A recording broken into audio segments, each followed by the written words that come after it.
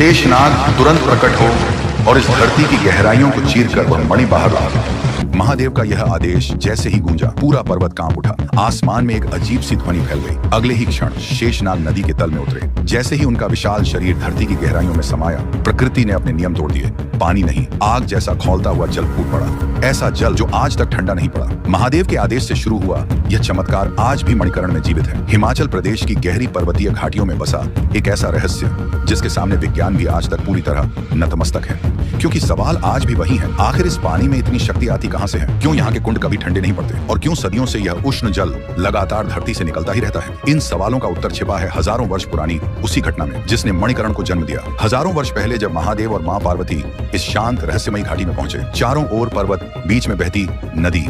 घाटी की शांति ने माता पार्वती के मन को छू लिया। दोनों ने यहीं कुछ समय ठहरने का निश्चय किया। एक दिन माता पार्वती नदी के किनारे बैठकर स्नान करने लगी। नदी का पानी ठंडा, निर्मल और अत्यंत शांत था। उसी समय माता के हाथ से उनकी एक कीमती मणि फिसल गई और बहाव के साथ नदी की गहराइयों में समा गई। माता स्तब्ध रह गई। वह मणि साधारण रत्न नहीं थी, वह उनके तप, शक्ति और आध्यात्मिक ऊर्जा का प्रतीक थी। उन्होंने महादेव से कहा, स्वामी, मेरी मणि वापस लाएं। शिव जी ने नदी की गहराइयों में देखा, पर मणि कहीं दिखाई नहीं दी। माता पार्वती का दूह महादेव के हृदय तक उतर गया।